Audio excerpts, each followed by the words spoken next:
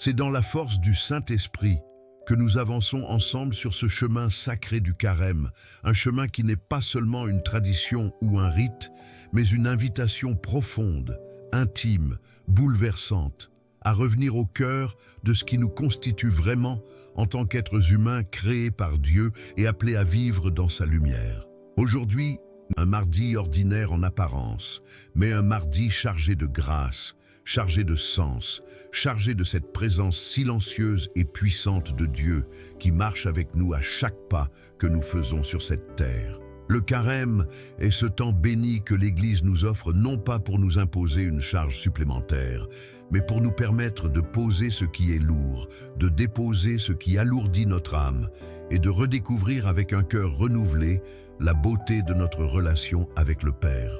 Et c'est dans cet esprit, avec cette disposition intérieure, que nous entrons dans la méditation de ce jour.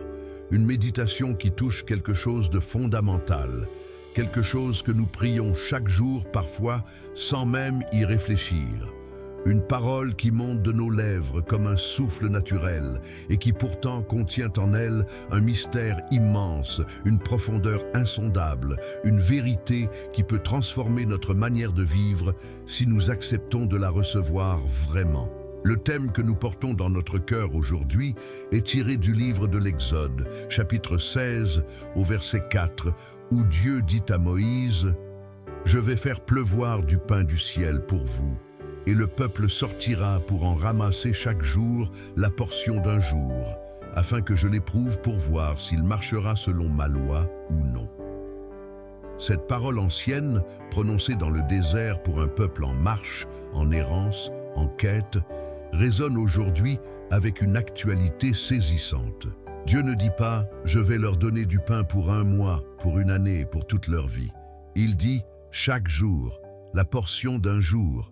Et c'est précisément ce que Jésus reprend dans la prière qu'il nous enseigne, lorsqu'il dit « Donnez-nous aujourd'hui notre pain de ce jour, pas le pain de demain, pas la provision pour les années à venir, le pain d'aujourd'hui. » Cette pédagogie divine du quotidien est en réalité une école de confiance, une école de dépendance filiale, une invitation à vivre dans le présent de Dieu plutôt que dans l'anxiété de l'avenir que nous ne maîtrisons pas et que nous n'avons jamais vraiment maîtrisé. Pensez-y un instant.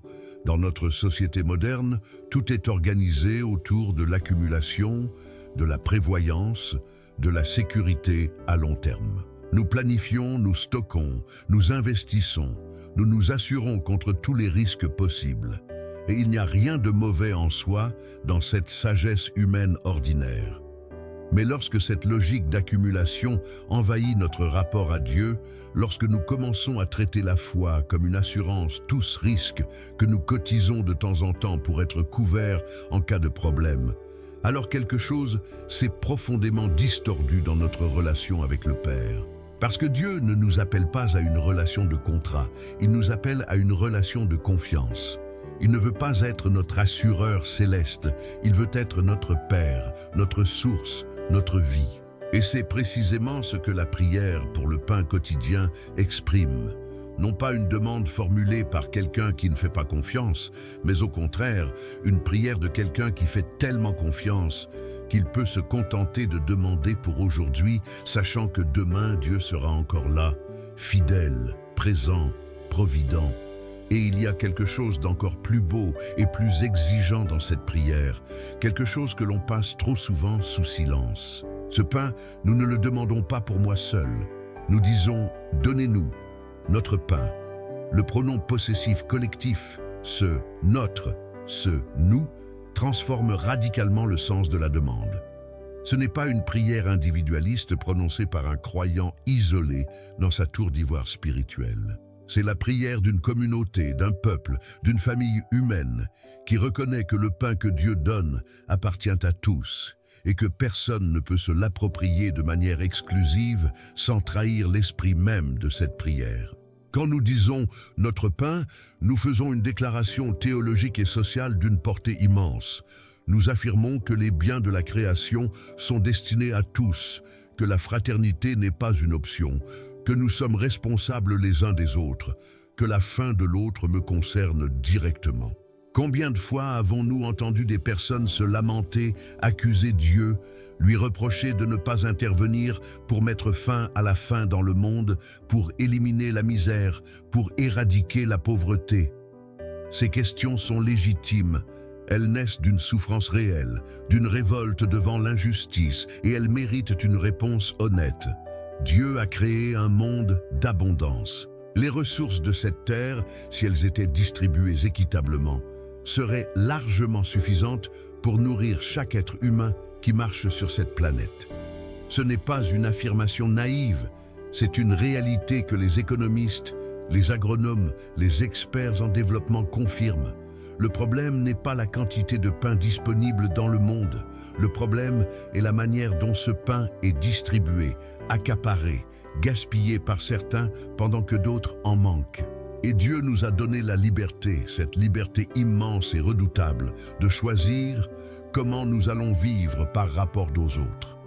La faim dans le monde n'est pas un échec de Dieu, c'est un échec de notre humanité, un échec de notre fraternité, un symptôme de l'égoïsme collectif que nous refusons souvent de regarder en face parce qu'il nous oblige à remettre en question nos propres choix, nos propres modes de vie, nos propres priorités. Le carême est justement le temps idéal pour ce regard honnête sur soi-même, pour cette conversion du cœur qui commence non pas par des grandes réformes systémiques abstraites, mais par des gestes concrets, quotidiens, humbles. Qui est autour de moi et qui manque de quelque chose? Que puis-je partager de ce que j'ai? Comment puis-je vivre de manière plus sobre, plus simple, pour que d'autres puissent vivre mieux? Ces questions ne sont pas confortables. Elles dérangent nos habitudes, elles bousculent notre zone de confort, mais elles sont au cœur de l'Évangile et elles sont au cœur de cette prière que nous prions chaque jour. Donner notre pain, c'est reconnaître que ce pain n'est pas vraiment le nôtre, qu'il nous a été donné par Dieu et que nous sommes appelés à le transmettre, à le partager, à en faire un signe de fraternité et d'amour. C'est une invitation à prendre au sérieux notre vocation d'intendant de la création plutôt que de propriétaires exclusifs. Si vous avez été touché par cette réflexion, si quelque chose en vous résonne avec ces mots, si cette méditation a allumé en vous une flamme ou soulevé une question que vous portez depuis longtemps, c'est peut-être le signe que Dieu vous parle à travers elle. Prenez un moment pour vous abonner à cette chaîne et activer les notifications. Parce que chaque jour de ce carême, nous continuons cette marche ensemble et votre présence ici est précieuse. Elle enrichit cette communauté de foi qui grandit dans la prière et dans la réflexion partagée. Que le Saint-Esprit nous illumine et nous donne un cœur véritablement fraternel, un cœur qui ne se contente pas d'aimer Dieu en parole, mais qui aime le prochain par des actes concrets de partage et de présence. Présentez maintenant vos intentions, les besoins que vous portez en vous, ceux que vous n'osez peut-être pas exprimer à voix haute, mais que Dieu connaît déjà, parce que lui sait ce dont nous avons besoin avant même que nous le demandions. Par le signe de la Sainte Croix, délivrez-nous, Dieu notre Seigneur, de nos ennemis, au nom du Père et du Fils et du Saint-Esprit. Amen. Soyez sobres et vigilants.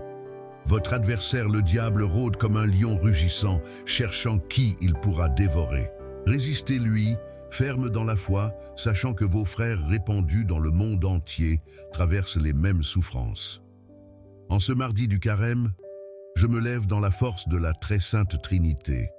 Je confesse la foi trinitaire.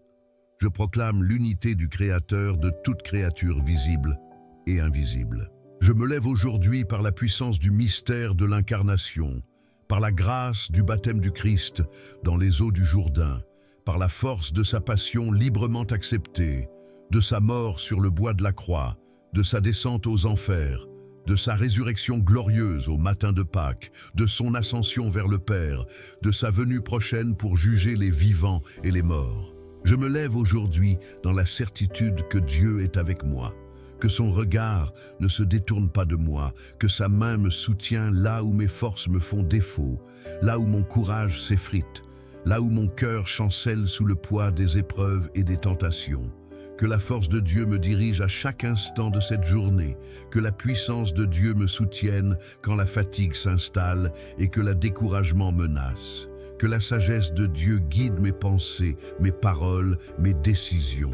Que le regard de Dieu veille sur moi dans les moments d'obscurité où je ne vois plus clairement le chemin à prendre. Que l'oreille de Dieu entende ma prière, même quand elle est maladroite, même quand elle est fragmentée, même quand elle n'est qu'un soupir ou un cri lancé vers le ciel dans la nuit de l'âme. Que la parole de Dieu m'habite et me rende capable de parler avec vérité et avec amour à tous ceux que je rencontrerai en cette journée. Que la main de Dieu me garde et me préserve de tout mal. Que le chemin de Dieu s'ouvre devant mes pas là où je ne vois que des obstacles et des impasses. Que le bouclier de Dieu me protège contre les mensonges du malin, contre les illusions qui s'habillent de lumière pour mieux nous égarer. Que l'armée de Dieu me défende contre les pièges du démon, contre les tentations du vice, contre tous ceux qui me veulent du mal, de près ou de loin, agissant seul ou en groupe. J'invoque aujourd'hui ces forces pour me protéger contre le mal sous toutes ses formes, contre la cruauté qui cherche à blesser le corps et l'âme, contre les enchantements des faux prophètes qui parlent au nom de Dieu mais dont le cœur est loin de lui, contre les lois obscures du paganisme, contre les erreurs des hérétiques, contre l'idolâtrie sous toutes ses formes anciennes et nouvelles, contre les sortilèges et les pratiques qui corrompent l'âme et éloignent du Seigneur. Aujourd'hui, que le Christ me garde contre le poison, contre le feu, contre la noyade, contre toute blessure, afin que je puisse accomplir la mission pour laquelle Dieu m'a placé en ce monde et recevoir en son temps la récompense promise à ceux qui ont persévéré dans la foi et dans l'amour. Le Christ est avec moi, le Christ est devant moi, le Christ est derrière moi, le Christ est en moi, le Christ est au-dessous de moi, le Christ est au-dessus de moi, le Christ est à ma droite, le Christ est à ma gauche. Le Christ est là quand je me couche dans l'obscurité de la nuit. Le Christ est là quand je m'assieds dans le silence de la méditation. Le Christ est là quand je me lève dans la lumière du matin pour commencer un nouveau jour de ma vie. Le Christ est dans le cœur de chacun de ceux à qui je parlerai en ce jour. Le Christ est dans la bouche de tous ceux qui me parleront. Le Christ est dans les yeux de tous ceux qui me regarderont. Le Christ est dans les oreilles de tous ceux qui m'entendront.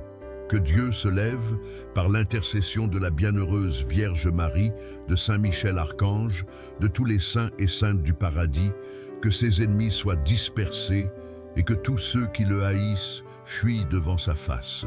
Au nom du Père et du Fils et du Saint-Esprit. Amen.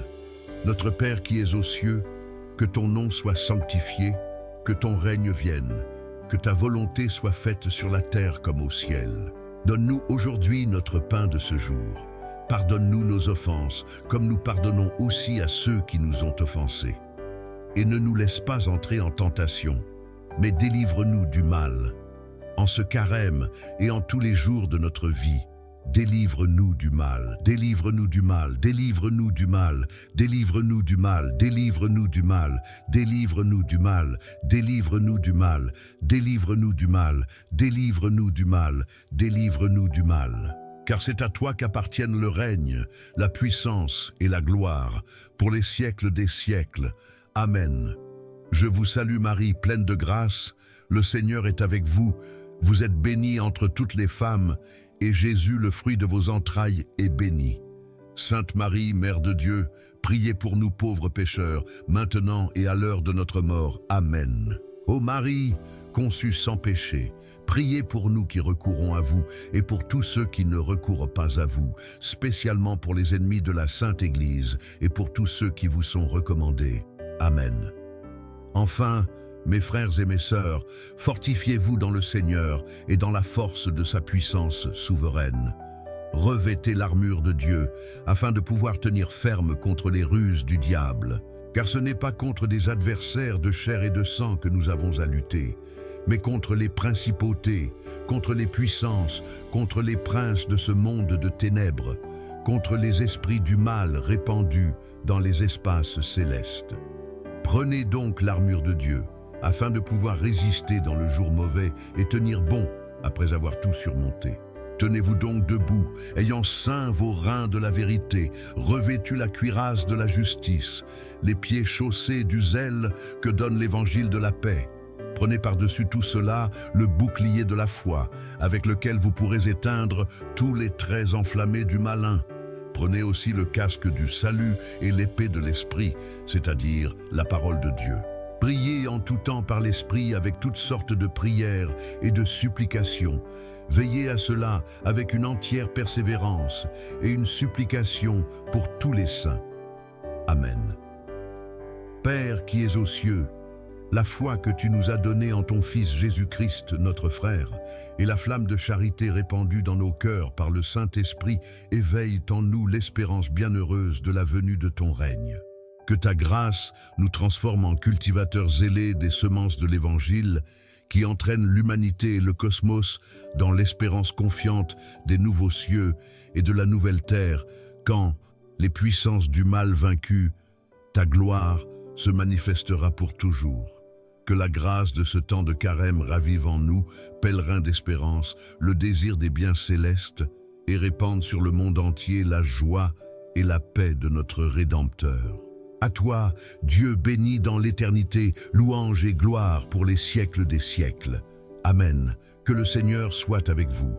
Il est au milieu de nous. Notre protection est dans le nom du Seigneur qui a fait le ciel et la terre. Que le Seigneur Jésus-Christ soit avec toi pour te protéger, qu'il soit devant toi pour te conduire, qu'il soit derrière toi pour te garder, qu'il veille sur toi, te conserve et te bénisse en ce carême.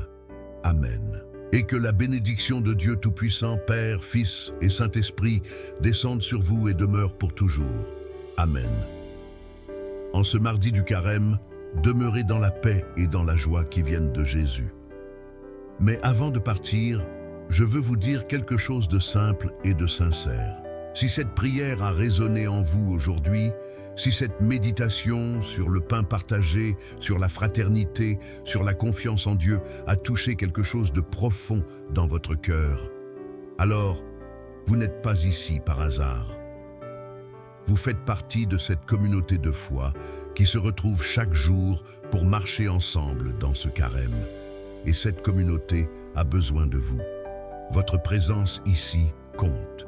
Abonnez-vous à cette chaîne parce que chaque jour apporte un nouveau souffle, une nouvelle invitation à approfondir votre foi et à la vivre de manière plus authentique et plus fraternelle. Activez les notifications pour ne manquer aucune méditation, aucune prière, aucun moment de rencontre avec la parole de Dieu. Et maintenant, je vous invite à faire quelque chose de beau. Descendez dans les commentaires et partagez avec cette communauté ce que vous avez vécu aujourd'hui dans cette prière. Peut-être qu'une phrase vous a particulièrement touché. Peut-être que la méditation sur le pain partagé a éveillé en vous une prise de conscience, un désir de changer quelque chose dans votre vie concrète, dans votre rapport aux autres, dans votre façon de vivre la fraternité. Peut-être qu'il y a quelqu'un autour de vous à qui vous pensez en ce moment et à qui vous voulez tendre la main. Écrivez-le, dites-le, parce que partager ce que Dieu fait dans notre vie est déjà une forme de témoignage. Et votre témoignage peut allumer la foi de quelqu'un d'autre qui cherche en ce moment une parole d'espérance et de lumière. Cette chaîne est un espace de prière partagée, un espace de fraternité spirituelle, et c'est vous, avec vos prières, vos témoignages et votre fidélité, qui la faites vivre et grandir chaque jour davantage.